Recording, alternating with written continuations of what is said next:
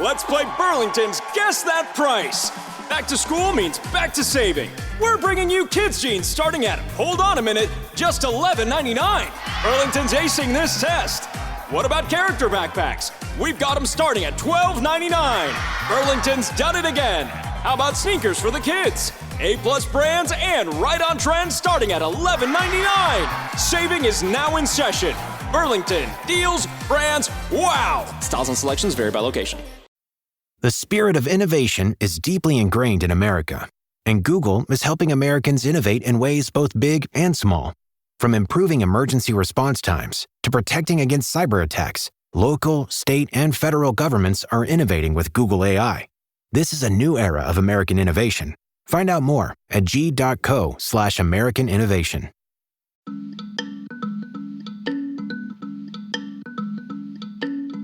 I'm Dahlia Lithwick, and this is Amicus, Slate's podcast about the courts and the Supreme Court and the law.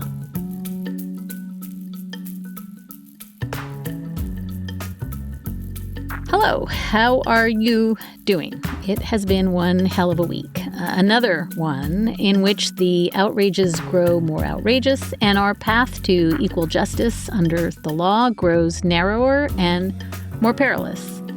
I'm thinking, just off the top of my head, about the government's attempt to deport hundreds of children that it rounded up, send them to Guatemala in the middle of the night, of troops in the streets, and extrajudicially blowing up foreign vessels, and of canceled vaccines. Mark Joseph Stern and I are going to be tackling some of these outrages in our bonus episode for Plus members. You can listen to it right after this one. But first, we've kind of left the idea of amendment behind, and it is meant to be the thing that you can do so that you don't kill one another. And that's what's so beautiful about it, right? Like, this will be the protection against insurrection, against the United States devolving into insurrectionary politics. If we could just fix things on our own when things aren't working well, then we will be sure that we won't start killing one another. There's a creeping sense that the United States is just broken, and broken in ways that are unfixable. But today's show is about rekindling the possibility of repair. Now, we have devoted a good amount of energy in recent years to thinking and talking about an American Constitution that is, as Justice Antonin Scalia famously described it, quote, dead, dead, dead. The forces that brought us originalism, including Scalia, worked very hard to establish a world in which the Constitution means no more and no less than it meant at the time of its drafting. You get what you get, and you don't get upset. Scalia was also really fond of saying that if you don't like it, amend it. The truth of the matter is, of course, that is not actually possible. Although nearly 12,000 constitutional amendments have been introduced in Congress since 1789, with thousands more proposed from outside the doors, only 27 have ever been ratified. The most recent amendment was added to the U.S. Constitution in 1992, and that amendment had actually been written 2 centuries earlier. It's been nearly a half a century since the last time Congress adopted an amendment and sent it to the states for ratification, which failed. Jill Lepore's brand new book, We the People, A History of the U.S. Constitution, which comes out on September 16th, serves as a picture of the roads not taken for American constitutional history, and it's also an elegy of sorts for a constitution that has been frozen in amber in so many ways that it has begun to drown American democracy. The book questions how might the United States have become a more perfect union had the Constitution been allowed to change and grow and breathe.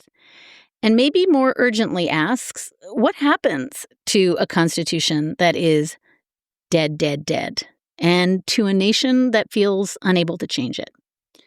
Jill Lepore is the David Woods Kemper 41 Professor of American History at Harvard University and a Professor of Law at Harvard Law School.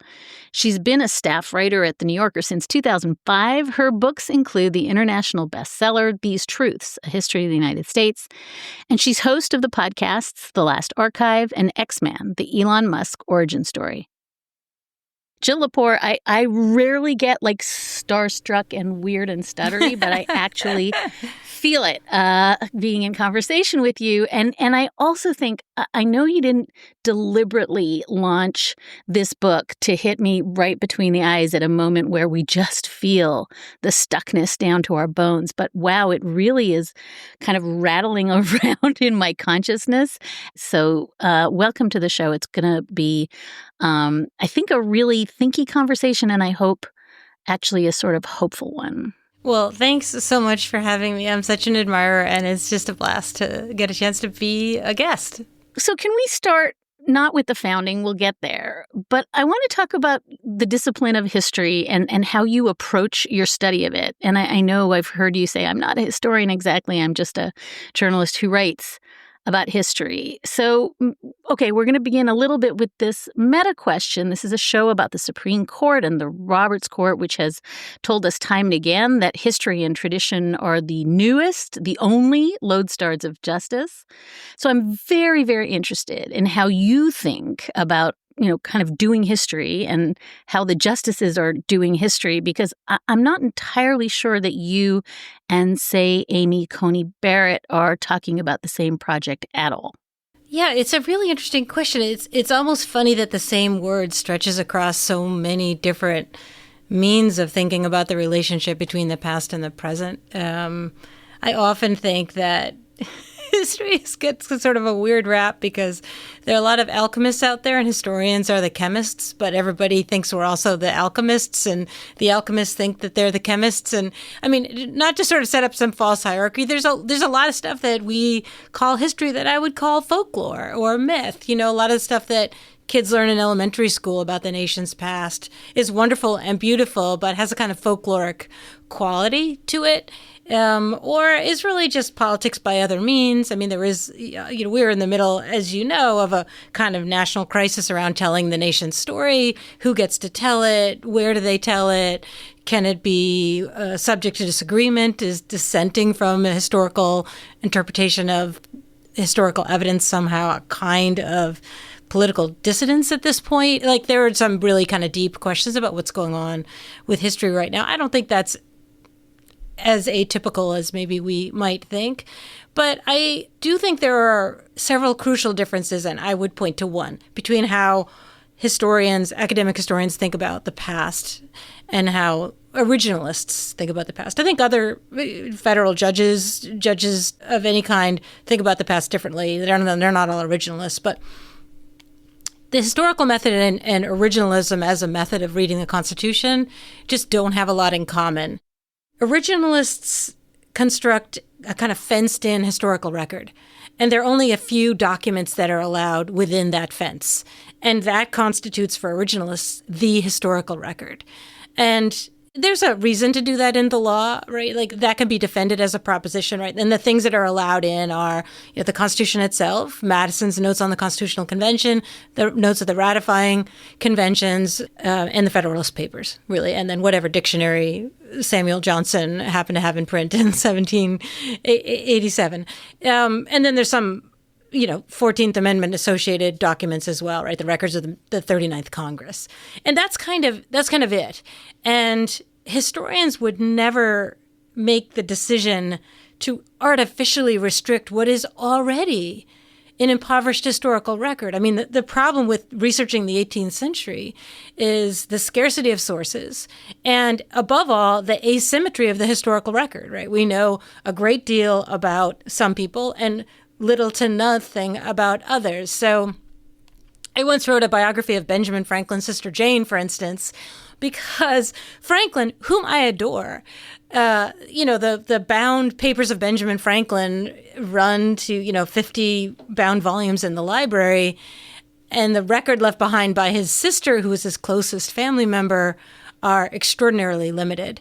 And yet we are as a people descended from the experiences of all of those people. So one of the reasons I wanted to write this book about the Constitution was to use a much bigger historical record to account for the change and lack of change in the Constitution over the centuries. It's funny, when I was reading this book, I was thinking about, the principle critique about Justice Alito's history in Dobbs, just for instance, was that it was cherry-picked, right? That he was plucking bits from dictionaries and from contemporaneous, accounts of things, but ignoring everything else. And I was thinking, in some sense, this book is it's like a fulsome cherry harvest.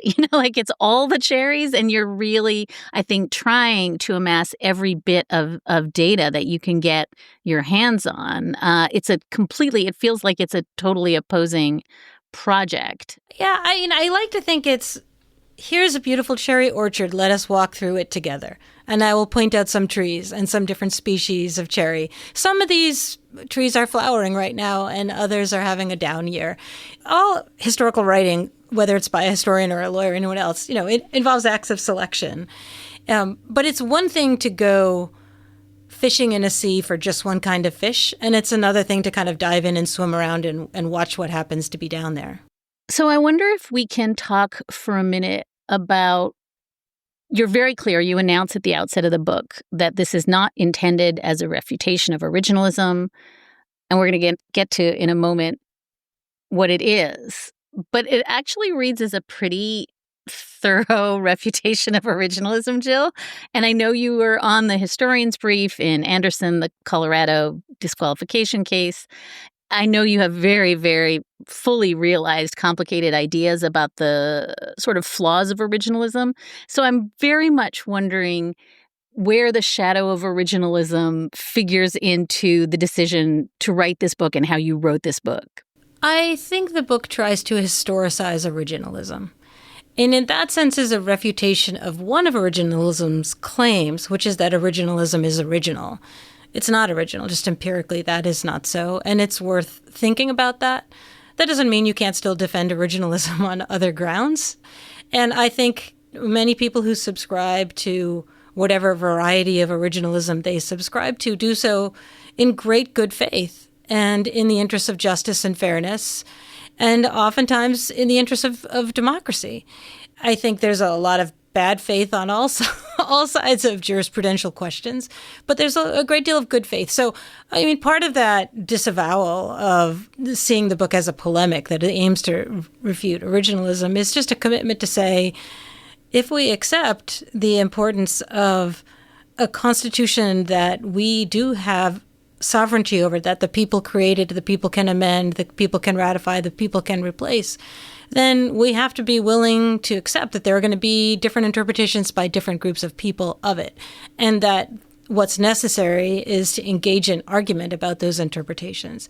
Where you come up against a wall with originalists is the claim that originalists make, which is very different from what I just set out, which is that originalism is the one true and only way to interpret the Constitution.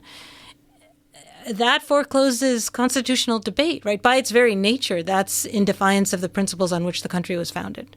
So I wonder if we can talk about sort of the big animated idea of a book about what it means to amend or to not amend the Constitution. And I think the book is sort of deliberately rooted in this paradox, right, of permanence and impermanence. You talk about brittle as bone, hard as stone.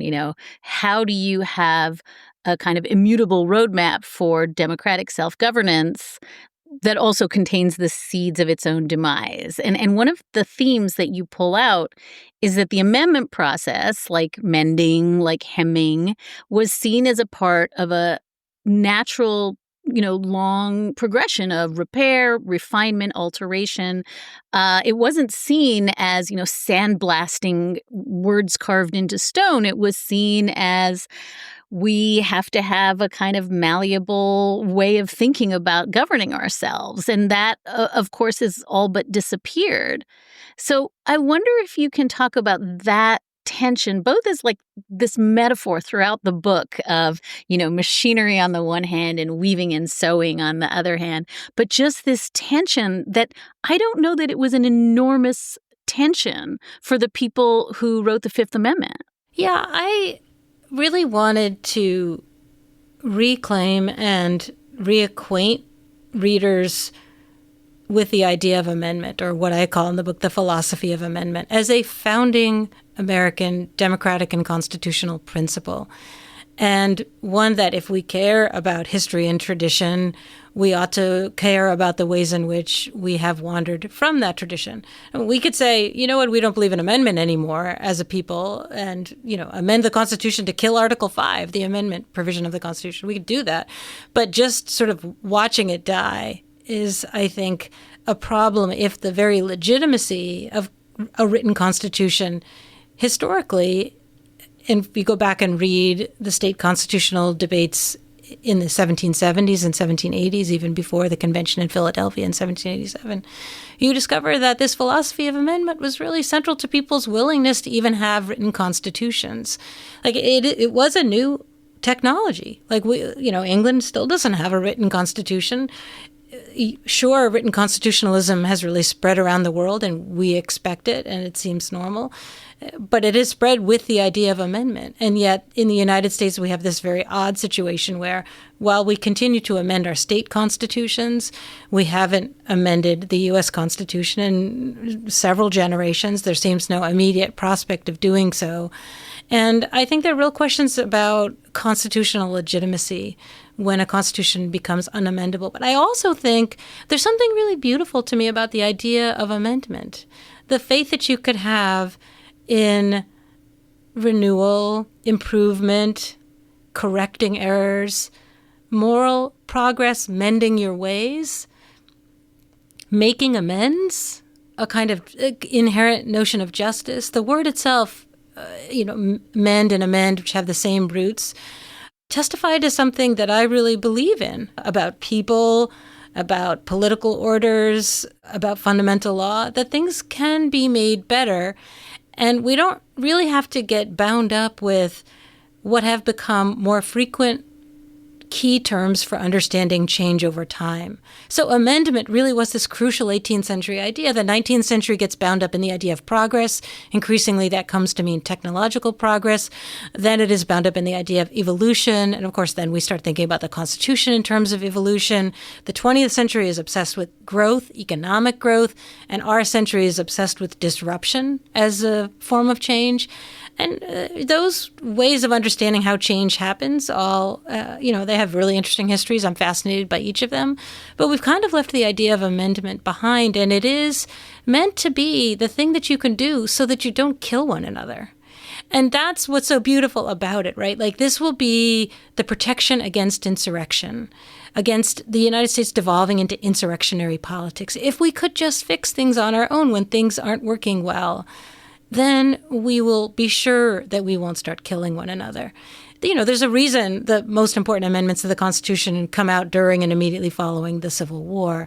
But I also think, and I am kind of moved by your invoking the sewing machine and the textile stuff, because that really matters to me. And, I think one way that I came to this project was just thinking about when my kids were younger, every year we would have a constitutional convention. Just this time of year, we're speaking right after Labor Day. And we'd have a constitutional convention at the dinner table. And we had this constitution that we pulled out and we'd revise it every year. It would be an amending convention because mainly people whose job was last year to do the dishes don't want that job again this year. But what they do want is a later bedtime. They want to move their bedtime by a half an hour. They want more screen time or whatever. And, we were terrible. The kids kind of have to make the case, and then we sort of vote on it. And we put it on the refrigerator for the year. And it is, we can amend it between Labor Day and the next Labor Day. Anyone who wants to can call for a constitutional convention. But it's a lot of horse trading. There are kind of competing interests. So I found that really powerful as a parent, honestly, to just think about a family as a political unit that has to find a political settlement amidst differences, and to think about household governance is a form of civic education.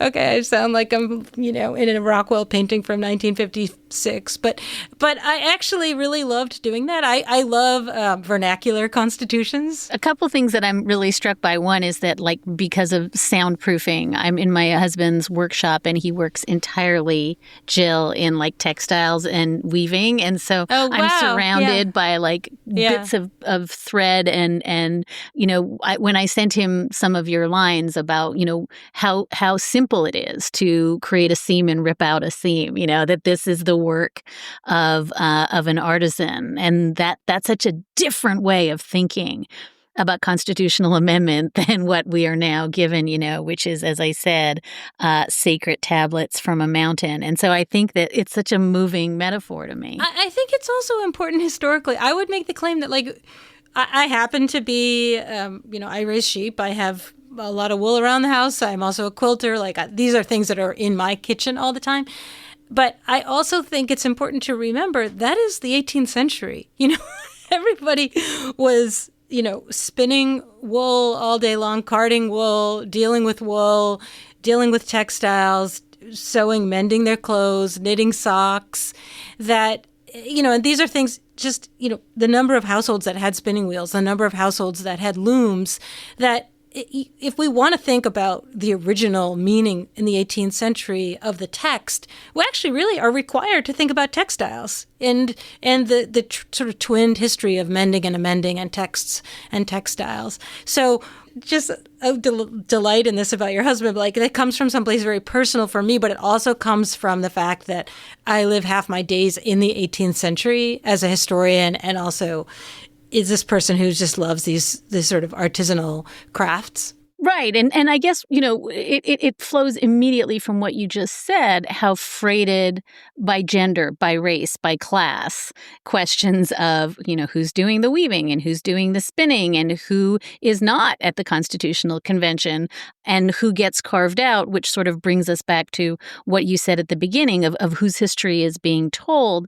And I guess I'm wondering, to the extent that history is always told by the victors and constitutional history is always told by its architects and their admirers, this book at every turn is talking about the people who just got hacked out of the business of making the Constitution, making the rules for how the Constitution works, making the rules about how to amend the Constitution. And then you put forth this gorgeous, I think, notion that everyone who was going to a festival or submitting a petition or attending a protest or a demonstration or the thousands of other ways that they were not at the table, but they were participating in amending.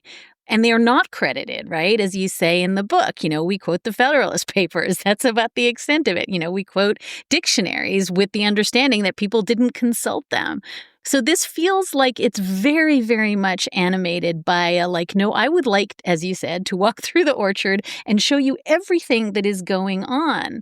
And it's interesting because if you approach it the way you approach it, Jill, it does feel, and you've got this gorgeous section on Victoria Woodhull, who eventually ends up wanting to run for president. But she took the position in 1871, you didn't have to amend anything. Women had the right to vote, in her view. This feels like Ruth Bader Ginsburg saying, it's right in there. Mm-hmm. It's right in there. I'm just kind of pulling at it, if we want to use our string metaphor again.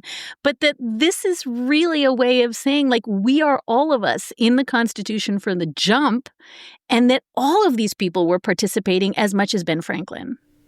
Yeah, they're absolutely participating. And for sure, the ways in which they participate are less well documented. They're harder to find. And they had less of an immediate effect in the political history of the moment, in the constitutional history of the moment. But insofar as we construct meaning for this Constitution by excavating its past, we owe it to people who were involved in those conversations, who were not heard in their lifetimes. We owe them our ear. And that's sort of what I'm trying to do here, is to just say, let's listen. What was Victoria Woodhull's argument? She didn't win. But if you actually take and consider all the petitions, say, written by enslaved Black men in the 1770s and 1780s to their state legislatures, to Congress, that is a body of constitutional views that really there can be no legitimate excuse for ignoring now, right? Those papers were filed away. A lot of them have been lost. But those that survive carry meaning. They tell us about the public and the public's understanding. They tell us about the nature of a contest over meaning, that ought to matter to us. And, unless we widen the aperture of the camera that we use to look to the past, we will only ever see ourselves. We're going to take a short break.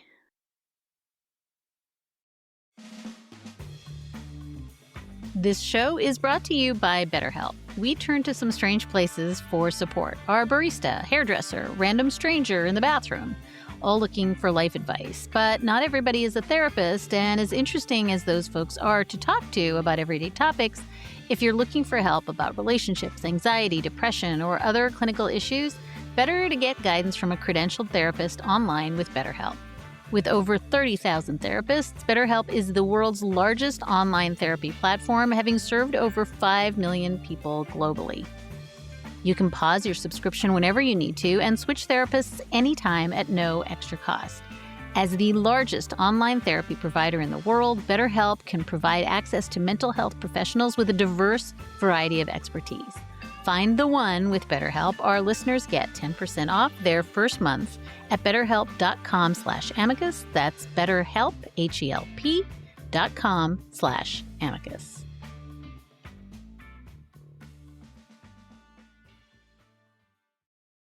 This episode is brought to you by Planned Parenthood Federation of America.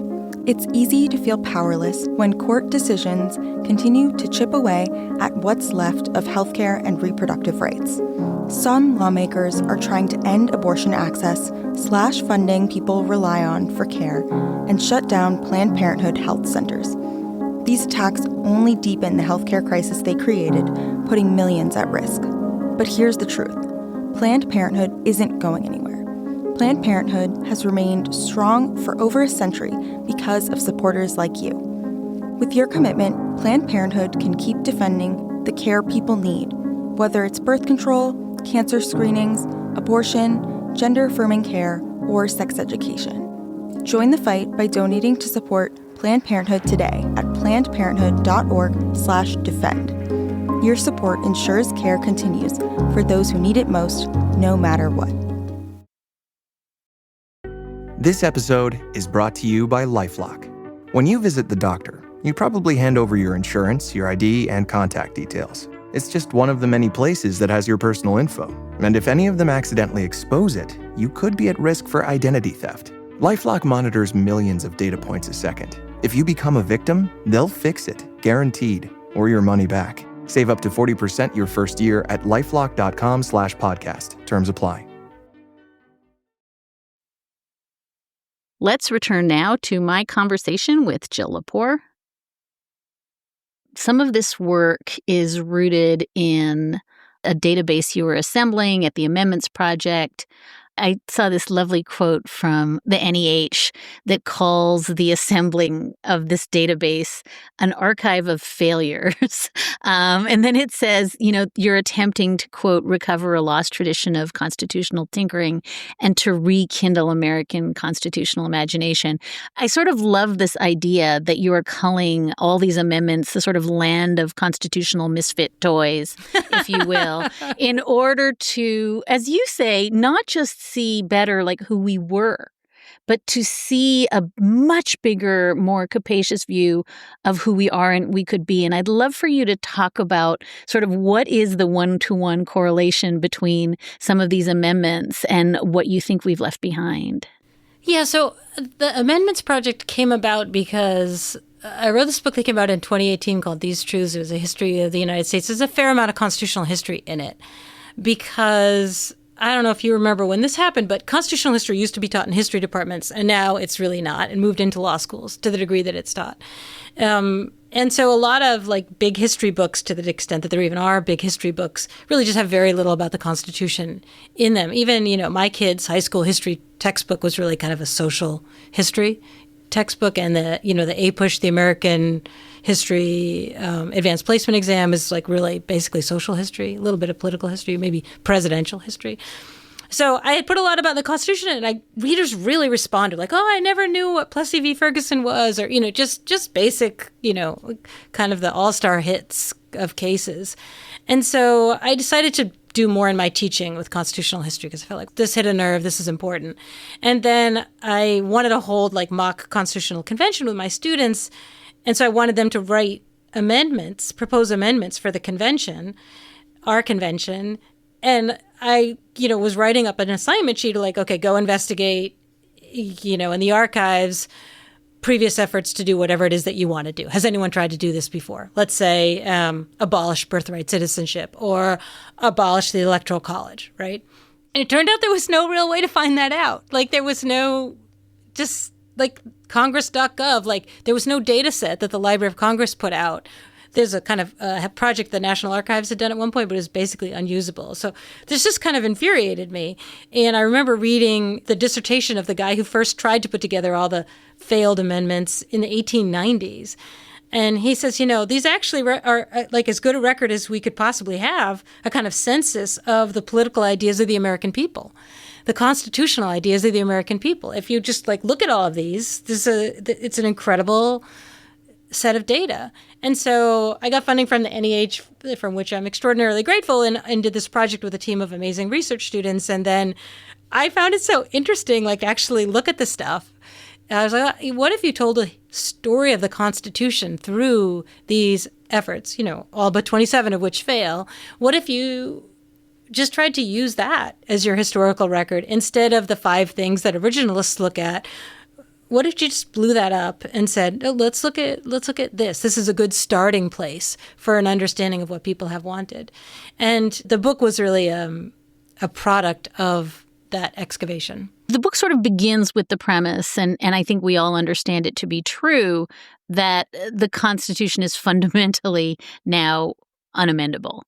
And this is variously blamed on, the rise of the two-party system or political polarization or a broken Congress. But can you just give us the sort of quick and dirty of why the math no longer maths for amending the Constitution?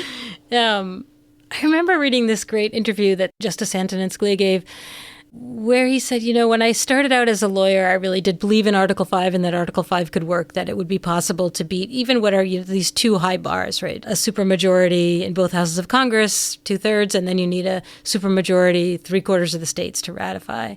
And there are other ways to do it, but they haven't really been used. And he was like, yeah, I really believed in that. And of course, when Scalia was a young man, the Constitution was amendable. There were 4 amendments ratified between 1961 and 1971.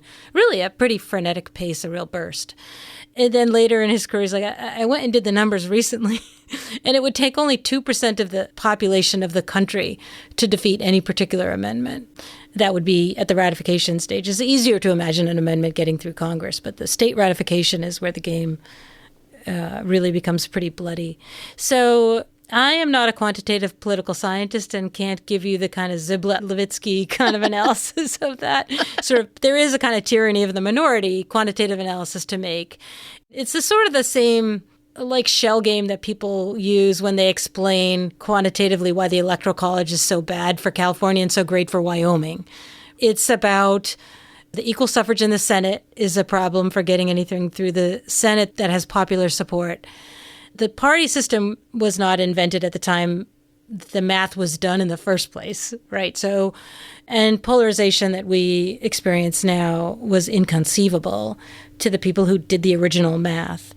It's all of those things, but there's also the kind of atrophying of the imagination, a kind of atrophy of the constitutional imagination. That's why I started doing these constitutional conventions with my students, because imagine you could actually change fundamental law in this country. What would you want? And what do you think your fellow citizens want? Just to sort of use a capacity for imagination that I think we mostly don't have.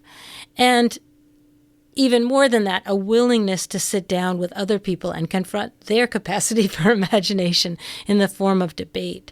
So the other thing that really has died out, it's true the states still amend their constitution largely, well, at this point, exclusively through ballot initiatives. After Dobbs, there were a number of constitutional amendments passed in the states, for instance, so, lively and important popular response to a Supreme Court opinion. But what the states to no longer do is hold constitutional conventions. The last full-dressed state constitutional convention was in 1986. and that was Rhode Island. And there are a large number of states that have automatically scheduled ballot questions. Do you think we should hold a constitutional convention next year? And people just keep voting that down. They don't. And I don't think it's because they don't imagine their state constitutions could benefit from revision or at least reconsideration, but it's that they don't trust their fellow citizens to make decisions on their behalf. And that is another kind of atrophying and I think an even more dangerous one. There's this hinge moment in 1971 that you talk about where two things happen. One is, the birth of, or a sort of birth of originalism, as construed by Robert Bork. And then it's also the last significant constitutional amendment. And I think you're making the point that these two different strands combine to really signal both the death of Article 5 and then this soaring birth of judge-made originalism as the only way the Constitution can change. You sort of argue that this is a hydraulic process, right? Like there's an amendment, there's the court. This has been a back and forth, and it has, as you say, inevitably interplayed with war and insurrection and other things. But suddenly, the valve is shut off on constitutional amendment, and then the court just becomes singularly important. And I would love to hear a little bit about what it means to pour all of what you're calling imagination or creativity into kind of taking over the Supreme Court and the judiciary with this kind of frozen in amber theory that the bandwidth on which we can talk about the Constitution is, the size of my little finger and no more, because I think we're now living in the absolute, peak moment of that. And you're seeing it in case after case after case, including stripping judges from the ability to enact nationwide injunctions. This kind of originalism machine is almost perfected. And that moment in 1971 is the trigger or the tripwire in some way. That's absolutely the case, although I think it's important because originalists would point out, you did this first kind of thing, that to kind of go back further in history to say a century ago. So think 1924. Progressives, which unified both parties, both Republicans and Democrats were progressives at the time, were extraordinarily successful at amending the Constitution in the progressive era. They get through 4 massively important constitutional amendments between 1913 and 1920, so ending with the 19th Amendment. And in 1924, they think they're going to keep the record rolling. Congress passes the Child Labor Amendment, essentially abolishing child labor, in order to overcome 2 Supreme Court rulings that have found efforts to regulate or abolish child labor unconstitutional. And then that constitutional amendment fails in the states. And so people keep pushing. And into the 1930s, when FDR finds that the conservative Supreme Court is striking down his New Deal, he considers, and his advisors strongly suggest to him, that he could constitutionalize the New Deal by constitutional amendment, the way the progressives constitutionalized their agenda in the 19-teens. And FDR, who had seen his wife go through this unsuccessful effort to get the Child Labor Amendment ratified and the tremendous organizing by wealthy corporate interests to defeat the Child Labor Amendment, he just says, that will take too long. The country's still in a depression. It takes a small number of millionaires, these were mere millionaires at the time, to defeat any constitutional amendment. I'm going to win the court instead. And so a lot of historians, I think, fairly and rightly blame FDR for the death of Article 5, because he abandons it and says, look, we can use the courts in this way. And then that tradition continues and is rewarded in Brown v. Board of Education. So civil rights activists who really have no choice but to go to the court, unlike FDR. FDR had a different choice. But civil rights activists, they just don't have the votes because of disenfranchisement. So it works for liberals and for civil rights activists throughout the 50s and 60s under the Warren Court.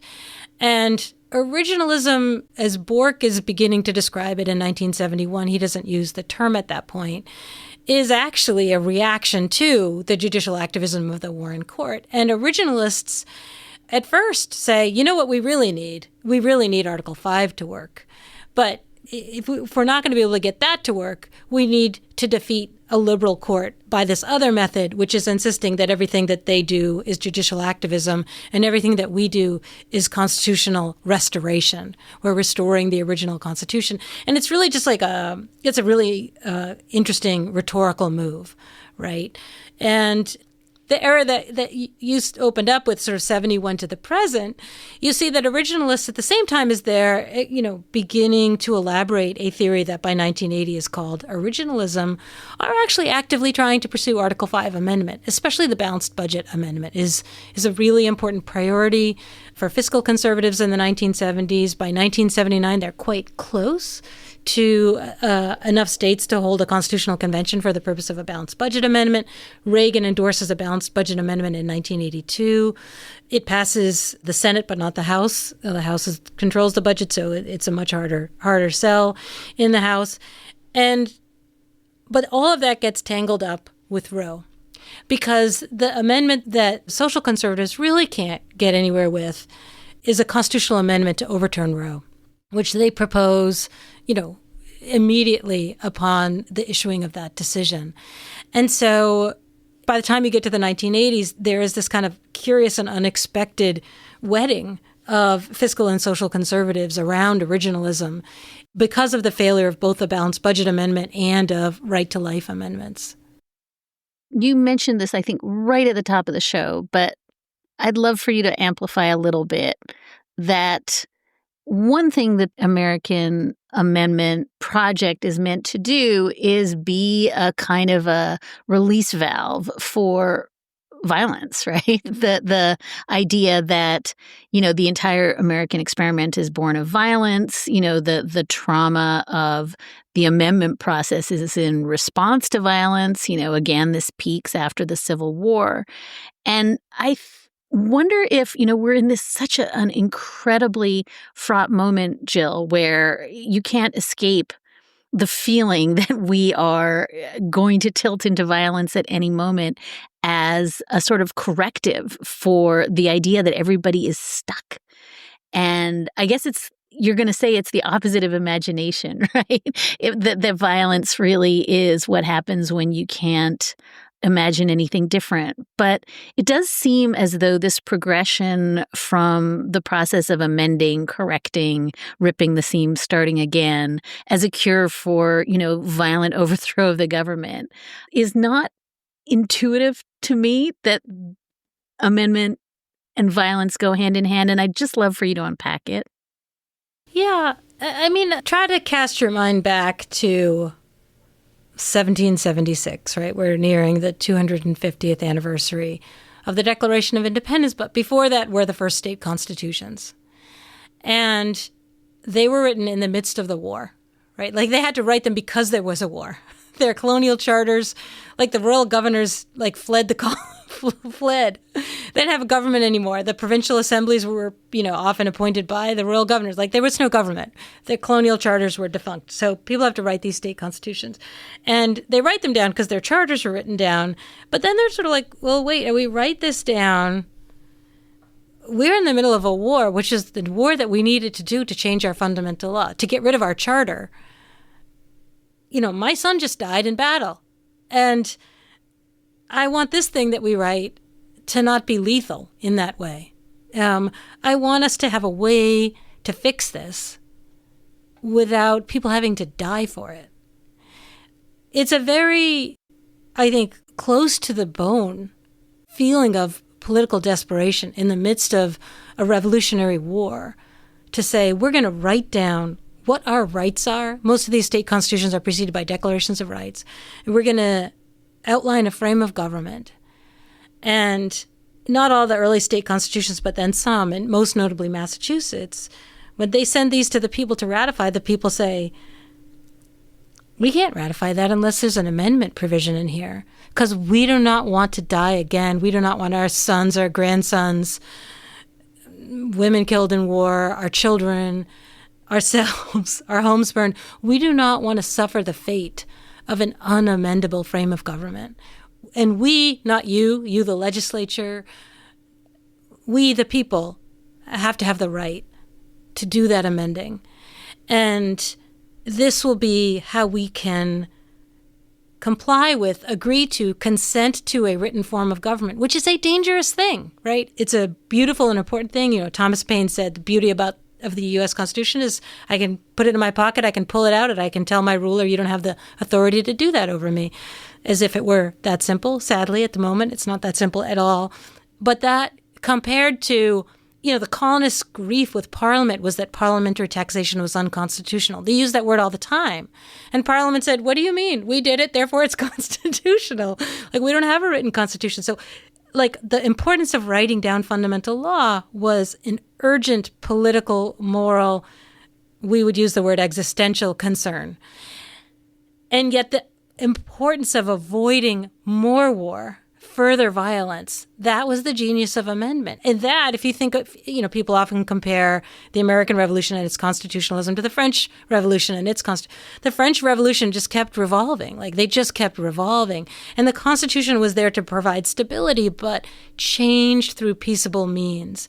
And I think we really underestimate the horrors of a war in your own backyard where you are fighting, your children are fighting, women are being raped.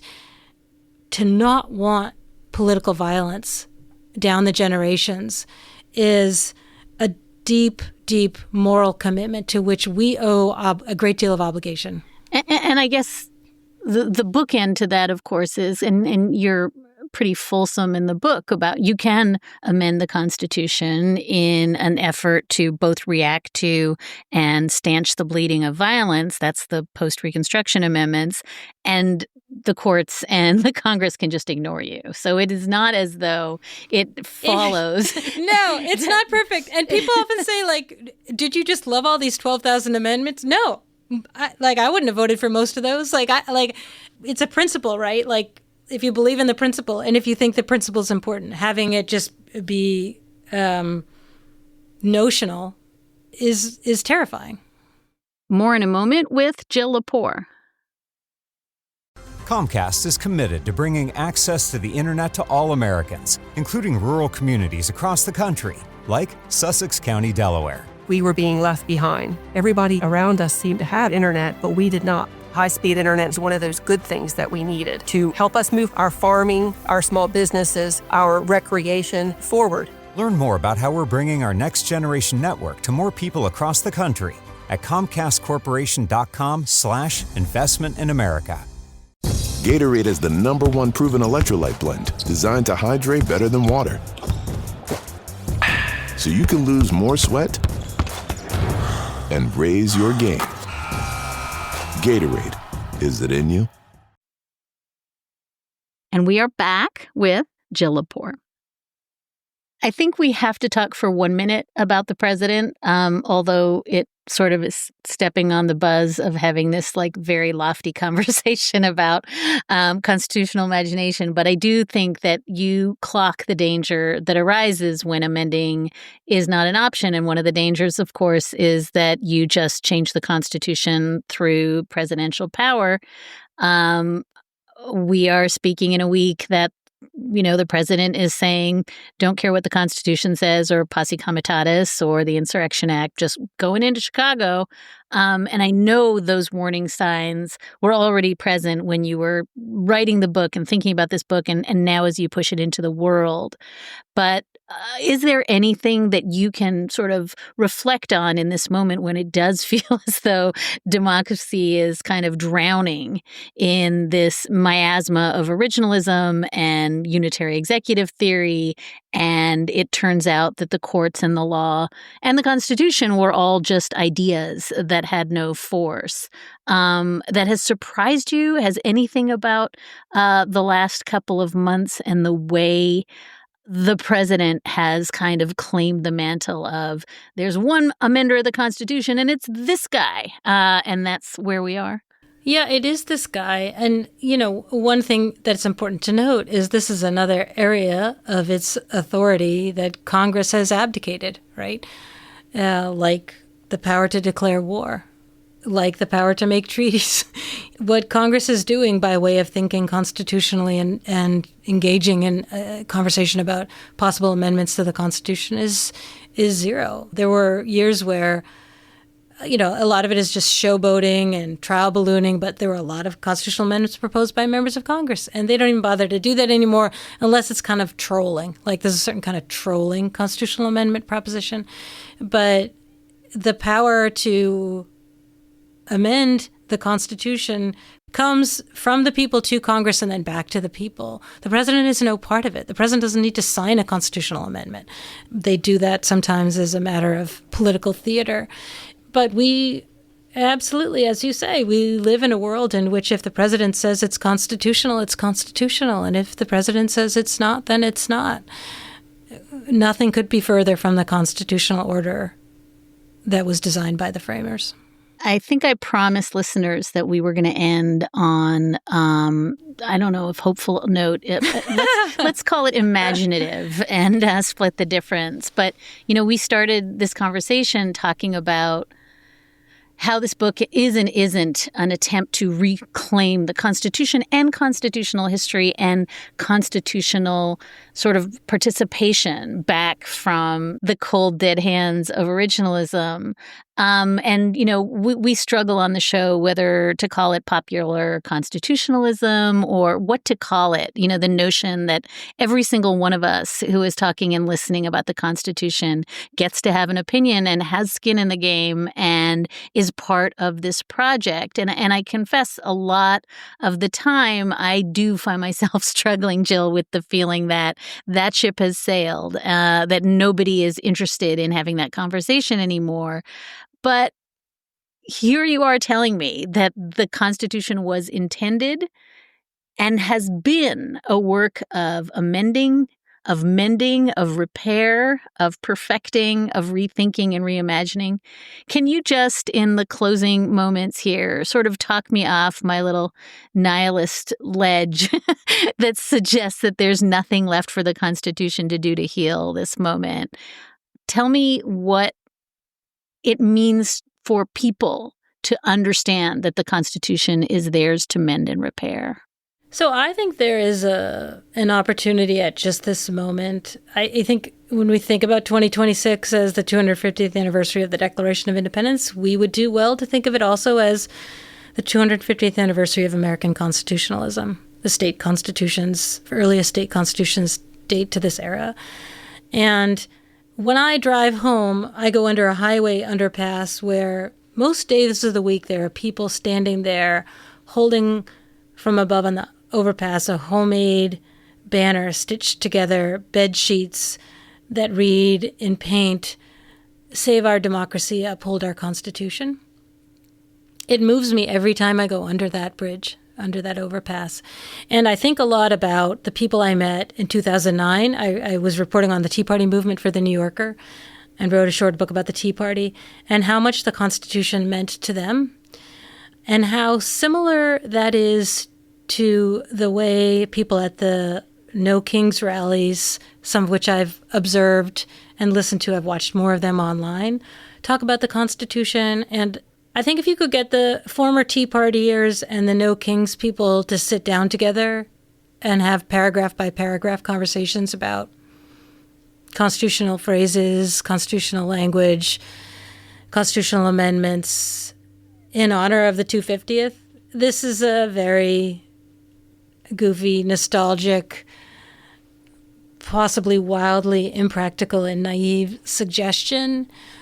But there is a great deal of interest and concern about the Constitution across political parties, all over the country, in little towns, in big cities, in neighborhood parks on park benches, in YMCA basketball courts. I think institutions that can host events, like public libraries and elementary schools that are unused in the evening, could really propel a revival of the kind of citizen gatherings that are necessary for a constitution to bear meaning. And the sheets on the underpass are stitched together, she said.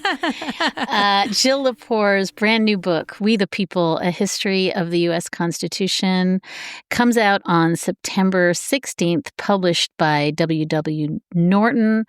It is a really just exquisite read. Jill is the David Woods Kemper 41 Professor of American History at Harvard and Professor of Law at the law school. Jill, it has been just such a treat, and I wish you just best of luck and only joy on your book tour. Thank you for being with us. Thank you so much. What a treat to talk to you.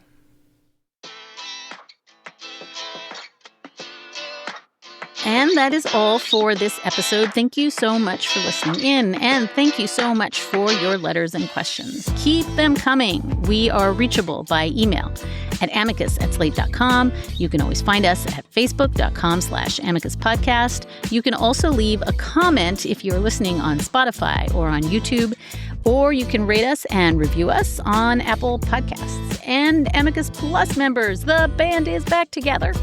On today's Amicus Plus bonus episode, Mark Joseph Stern and I are going to attempt to process the many news stories from the longest, shortest week in the law. And it's just bench slapping all around: the LA National Guard decision and what it means for Chicago, Harvard University's win against Trump, and why Judge Allison Burroughs' decision matters, and why Justice Brett Kavanaugh is trying to mollify lower court judges this week. You can subscribe to Slate Plus directly from the Amicus show page on Apple Podcasts and Spotify, or you can visit slate.com/Amicus Plus to get access wherever you listen. That episode is available for you to listen to right now. We'll see you there.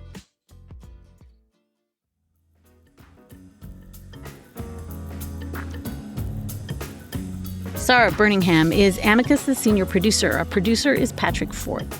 Hillary Fry is Slate's editor-in-chief. Susan Matthews is executive editor. Mia Lobel is executive producer of Slate Podcast. And Ben Richmond is our senior director of operations. We will be back with another episode of Amicus next week.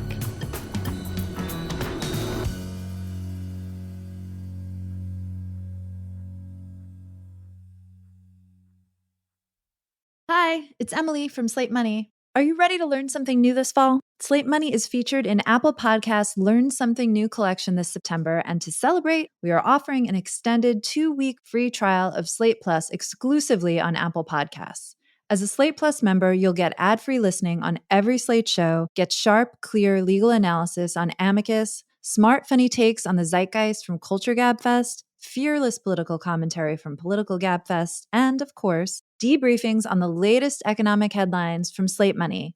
That's the podcast I'm on, all uninterrupted. Plus, you'll unlock bonus episodes across Slate podcasts, deeper dives, candid conversations, and more of the content you love. Don't miss out. Try 2 weeks of Slate Plus for free now on Apple Podcasts, or visit slate.com/moneyplus to get access everywhere you listen.